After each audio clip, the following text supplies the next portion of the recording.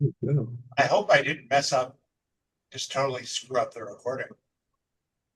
Well, That's ugly. Well, you have to check that on playback, I'm afraid. okay. Yeah, well, it's what worries me is it's only going to catch this part of the meeting of this. Yeah. That's terrible. Like not to have warned me and saying, you realize what you're going to do when you leave this meeting. Um, and what concerns me is that it's only going to record uh, what happened. Um, what happened just now. Yeah. That really concerns me because the way recording works is that it does some processing at the end. And I don't know what happened to all this recording we did. Well, presumably it's saved. I don't think it did.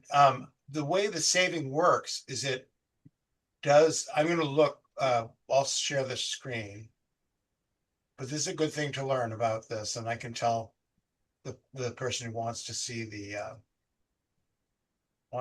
meeting. I can tell them I'll do a rendition and act each part. Let me see if I can. Uh, Yeah. Well, you've named the recording. no, you don't name the recording. So the way But it how do works, you identify? Well, no, it's based on the date and time. it's automatic. It's Okay. Yeah, but let's go and look in the Zoom folder. Bear with me while I get to that. There's a folder that goes into your documents directory automatically. Okay. In that folder, it has the recordings. Right. Um, and I'm looking in that folder right now. Everyone else, I'm going to have you all join me. Let me share my. Well, according to the AI, leaving a meeting saves the whatever recording you hadn't made so far. Okay. Well, that's good. Well, I wonder where it's saving it. But We let's can, take a look at. Let me share this with you, and maybe we can figure it out.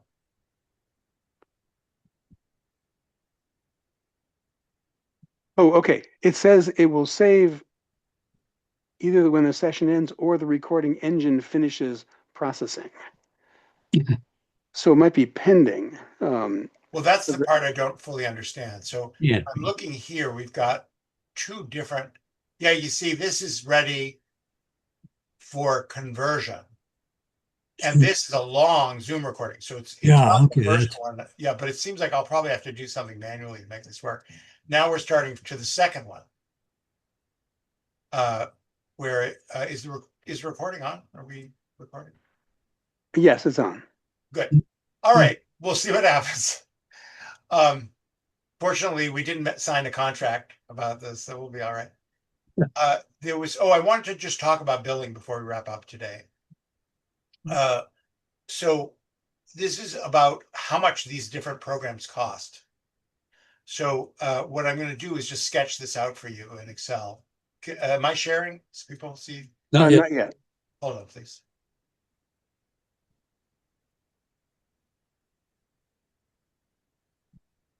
Okay. So everyone can see the Excel spreadsheet? Yes. Yes. Okay. So let's start with show my PC.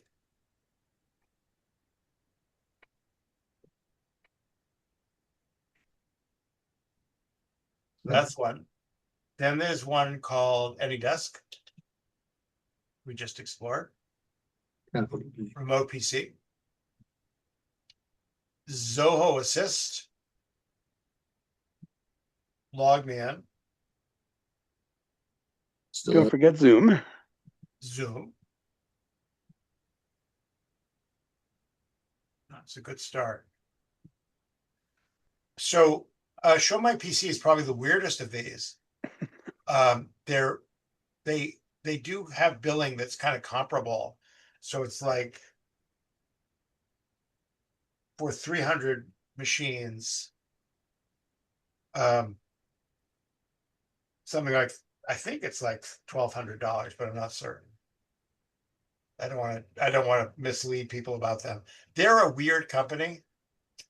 I've always just found them very strange, but they completely saved my customer's butt because she was in the hospital and she needed access to her home machine and she had remote PC all set up and it wouldn't work.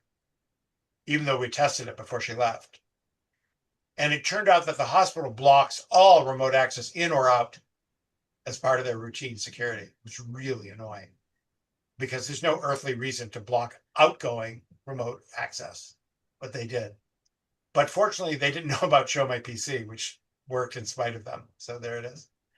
And then we had to deal with their weird licensing, which I just found very strange. AnyDesk used to be really weird. Now it's less weird, but it's still pretty weird. So for AnyDesk, you pay a fee, and that gives one person the right to AnyDesk to a bunch of machines. So it's I think the head count is like 3,000. how many you're allowed to go to. Yeah, I think I read that somewhere. That's probably right. I mean, 350 for one person, one helper to reach out to 1,000, we'll say 1,000 machines, something, just a lot. Right. I should also say, many of these have a free, like you can use AnyDesk. Oh, don't forget TeamViewer. You can use AnyDesk for free, as long as it's for so-called personal use. And I think the way they judge that is by the variety of addresses, identifiable computers that you access within a given period of time. Even then, they're fairly slow to ding you for it. So, like if you're helping grandma, on a regular basis, and maybe cousin Joe, if you're helping like two people over the course of months and months, I think you can get away with that being or I think that's within the bounds of what they call personal use. But as I was using AnyDesk more and more, I didn't get an exact count, but after a few weeks, I'd probably helped 20 or 30 or 40 people. And I started to get little warnings saying, it looks like you're doing this for commercial purposes. Not like I have a Mormon family. So we're going to want you to start paying pretty soon. And they were, kind of nice about it in terms of. They're a very nice company. They didn't cut me off like the moment I hit like 31 or something. They're very nice people. And they're people, like they're real people at AnyDesk. And you can you can get them on the phone. It's wonderful. No, I really like them. Remote PC is 1,300 or something for 300 licenses. I mean, 300 what we call host machines. Mhm. So you see, this is a very different model. This is where you're paying to be a technician. And they don't really care how many machines you're helping. They just want some money from you. And if you have two people working for you, this jumps up, which is, I think, a very clever approach, which is to say, look, if you're a substantial computer company, you have multiple employees, we're going to charge you extra. We're going to charge you more. We don't really care how many customers you help.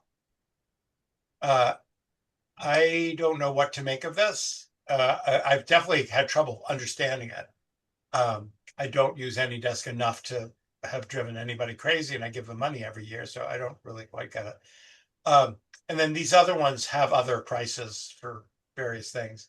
But I wanted to say just a few words about why we use Remote PC with most of our customers. I didn't mention RAdmin, which is really my favorite.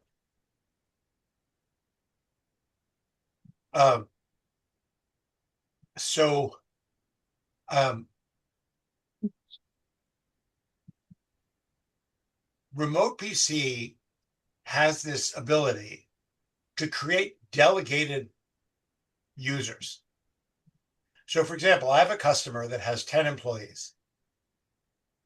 They want their employees to be able to get into their machines remotely from their home machines. Great. But they also want control over that. Like they want the ability for their chief officer to be able to go into any of those machines whenever he wants to.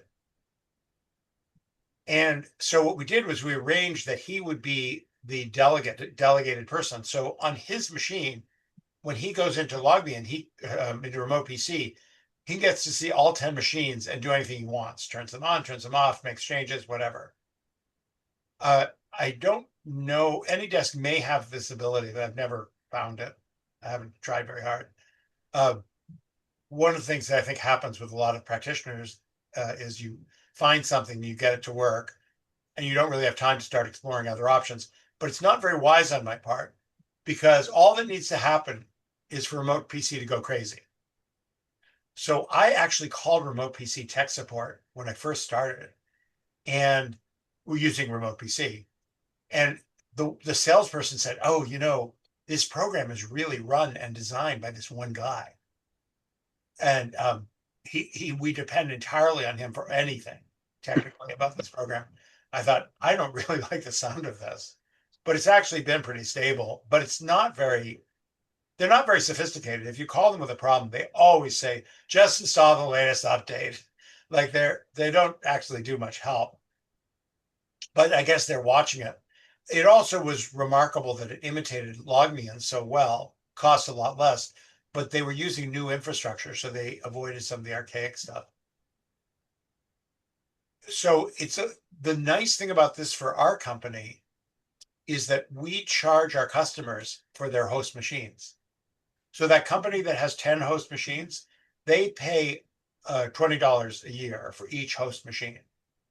While if I were helping Tom, he would have one machine and he would pay $20 a year.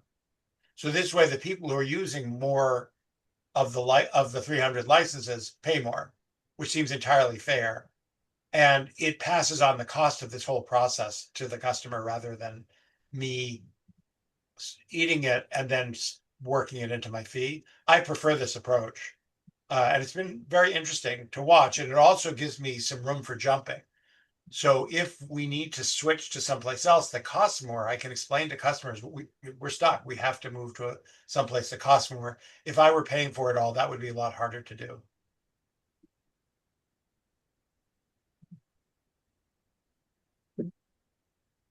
Oh, where's my percentage? That was my suggestion to you a few years ago. Wait, say that again. I'm making a joke about, where's my percentage? Because I remember I know. suggesting that you stop eating the whole cost and start charging customers something to defray it. Good idea, Martin. Um, Adam, can I add a little? I wasn't sure how soon you wanted to wrap up this discussion, but I Yeah. want to add another Why don't you big have dimension. why don't you have the last word? Oh, well, so ever since I discovered VNC, which is much more primitive than all of these, I've loved remote help, being able to help my clients remotely. So two quick things. Sorry, three quick things. One is there has to be software installed on the client's computer for you to connect to them and help them. Now, if you're there in person, you can do it before you leave. But if you're not, if you're starting with somebody new, I generally start with AnyDesk because it's really easy. You go to the AnyDesk website, you download the software, you double click the exe, assuming it connects to the server, they read me their address numbers, and boom, I can connect to them with their permission to click accept. And then from there, I can use that connection to install remote PC, which is a little more complicated to set up.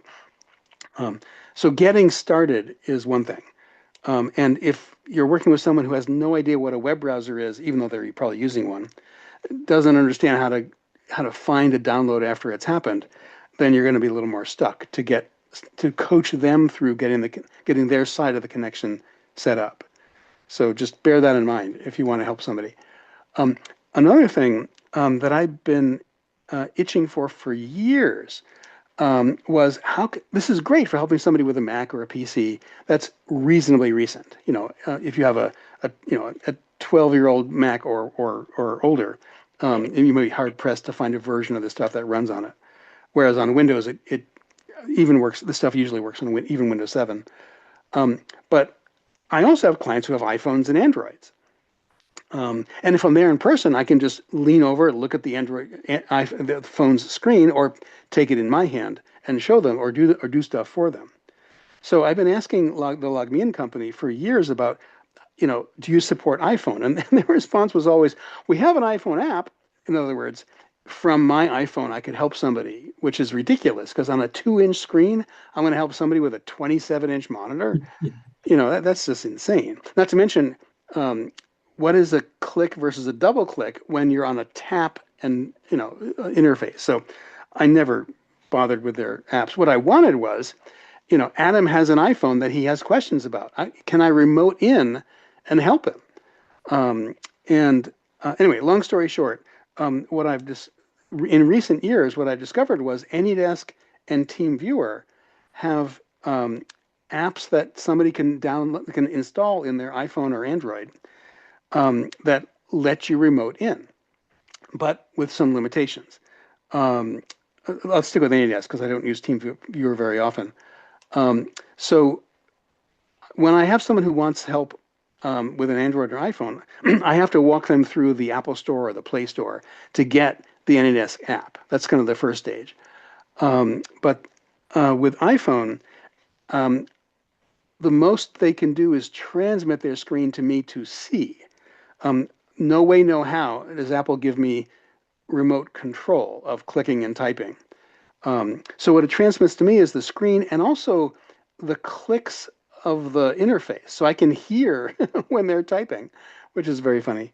But they have to open the AnyDesk app, and I then reach out to connect. They have to accept and start the broadcast.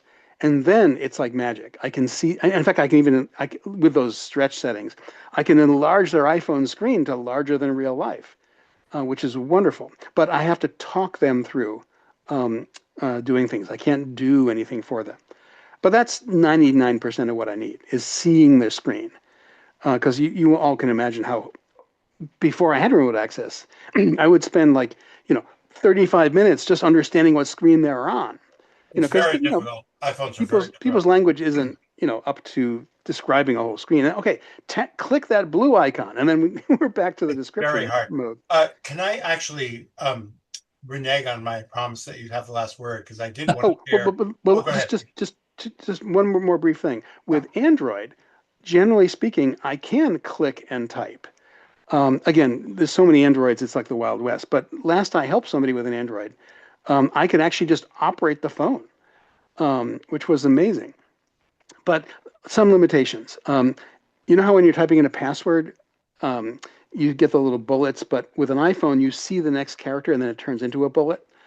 Um, Over remote, I can't. The password field is just completely blank. I can't even see the bullets. Even the Um, whole page is, yeah, it's well, no, the form the password field may be on, I can see. Like usually it's email settings, but I can't tell that they're even typing in the password field, which is understandable security thing. Um, some of the time, if they go into the camera app, there was a point where I couldn't even see the camera image, which I could understand might be a security thing, but more recently I could. So I'm not sure if that's shifting. Also, they get a warning saying AnyDesk gives a warning saying the other person will be recording everything you do, which is like, no, they may be recording. And I usually don't. I might take screenshots, but so the warnings can be a little overblown. I think part of that comes from the technology that when, and this actually enters right into what I was going to say, which is that I had a customer today who called me up and said, I've been scammed. And I said, what happened? And she said, I called Apple and they went into my computer and and helped me with my Google. And then they charged me $300. And I said, what? Apple doesn't charge for tech support. It's free. So we started pulling on the string to try to understand what had happened to this inexperienced computer user. And then I said, how did they get into the computer? And I explained to her, if it were Apple, a notification would pop up on your computer saying, we are Apple. We are here. Say okay. And then they're in. They're the only people in the world who are allowed to do that with Apple machines. All the rest of us plebes have to go in through the back door. And the way we do it, this is permitted by Apple, it's just a nuisance, is we go to the Apple menu and go to system settings or system preferences, depending on the era. And then we have to do two things. We have to, under privacy and security, we have to go to accessibility and add our program there. And we also have to go to screen recording and add our program there. Screen recording is their technology for allowing this remote access to happen. That's why they're using that. I think that's why they're using that expression. But we went in, and sure enough, there was AnyDesk, which I had not put there. These guys had put on AnyDesk. You said, "Oh yeah, that's right. They used AnyDesk." So we turned. Well, they had to have convinced the customer to download it because they can't just push it in. They did. Yeah. Yes, they did. So there are many steps to getting to this point. I just wanted to underline that with a Mac, it's much harder to do remote access, which is one of the reasons why the Macs it's harder to scam someone with a Mac, because you really have to have someone who's sufficiently fooled to let you go through all these steps. I've had customers who've gotten through the first one or two and said, "There's something fishy going on." This customer didn't get it until later. Well, Adam, one of the other funny things when I'm connecting with a Mac client, or if my client bought a new computer and I'm setting it up with their, with their cooperation, of course, is that the veil, the curtain starts to come up, so to speak. There are moments where we're part of the way through the process you describe, and all of a sudden I can see their screen, which is a great milestone. But sometimes I can even click to authorize myself. There's some goofy things around the edge there that partially let me in. And of course, if I can't click, I just tell the client, "Could you please click on that?" There's actually a third permission that I often need, which is called full disk access. Sometimes I want to transfer a file, and it's more convenient than having them attach it to an email and send it to me, or if it's too big to do that. So full disk access is another milestone to get through. So yeah, it's a security gauntlet on newer Macintoshes, and I think that's a good thing. But Adam, another element to your story, which I've started to hear, is that the scammer actually helped them with something, as opposed to they were a pure scammer. Well, a quick question: who here knows where the phrase "confident con man" comes from? Well, I think you said it. Confidence. Yeah. Confidence. Yeah. I gave it away. So. Yeah. This is actually a very successful scamming technique, and these people did it, which is you get people to think that you're doing something useful, and you actually do something useful until you don't. And that's what these folks did. And so one of the things we want to help people see is that because even though this person seemed nice and friendly, as one of my colleagues said, he was talking to my daughter who was looking for theater programs to study at. And, they all sent out glossy brochures about their program to attract students. And my friend just shook his head and he said, "No, look at the budgets. Look at their budgets for theater and what they spend money on. Do they spend it on educational things for the students? Do they spend it on fancy seats for the parents? Like, just look at their budgets." And I think one of the key questions to tell people about scamming is where's the money? In this case, that would have been a good place for this woman to stop, is when they asked for money. And it's educational to customers to say, Apple doesn't ask for money. That's just not the way they work. They make tons of money by selling this fancy equipment. They don't need your money. I really appreciate everyone coming tonight. It's great to see people. Oh, Adam, I just wanted to show you that there is a flavor of that computer book PDF. I put it in the chat that does have selectable and searchable text. Have you actually downloaded it? And I did, and I did a couple searches. Well, that's splendid. Could you email it to me? Well, sure. If you just grab it, I put it in the chat for you. It's a link? Yes. Link, yes. Well, if you just copy and paste that paragraph I popped in the chat. Okay, let me you'll get the link and the step-by-step. Okay. And where is it coming from? Internet Archive. Yeah, wait a minute. I got mine from the Internet Archive. Yeah, well, there's a drop-down box. Well, no. There's no pop-up. If you follow that, if you follow that link, there's a little box. Sorry, Martin. I'm not seeing it in the chat. Okay. What? I'm not sure why. Hold on. Well, maybe because you disconnected and reconnected. Yeah, right. Okay, hang on. Let me repost in the chat. Maybe my earlier chat. Yeah, Adam, you left the meeting and came back, so that'll teach me. Hate the chat. But you're a host. You should have super privileges. I know, and I should be more polite. Okay, can you see it now? I just came to it and I'm seeing that oh, I see all these choices. Yeah, Mhm. under download options. So under download options, are you saying PDF with text is what you Yep. did? Yep. Yes. Yeah, Just click on the link. So PDF gives you a 24 megabyte sized PDF, which is all embedded scanned images. But PDF with text gives you a 55 megabyte guy where the text is selectable and searchable, according to my that'll be brief very, test. very Just click on helpful. the link. I'll put that in the bnug folder for next time. So I really appreciate it. But everyone's going to remember the page number. This is a test. Do you remember the page number? Well, 240. if only Fun- 4 fun bits, it stuff. can't go very high. Good. Yeah, that's right. A limited number of bits. 146, I think so. Yeah, thank you so much. 127. 140. All right, So good night, everybody. I Thank hope you. everyone has a really nice month. I look forward to seeing everyone next Do what month. we can. Be well. Take care. Okay, thanks, Adam. Thank you.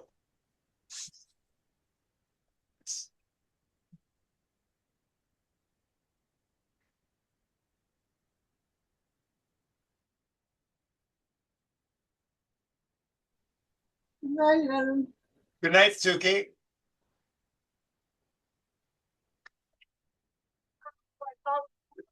Yes, I saw that. We just finished our meeting. Hold on just a second. I just need to put this in the right place. Data. Unsolved. bnug.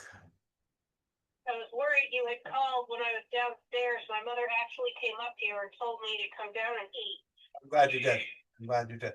Hold on just a second. Let me just find a place to put this. Okay, so with text.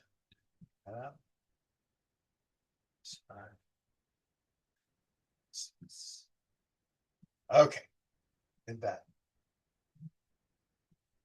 Good night. Good night, Mark. Thanks for joining us.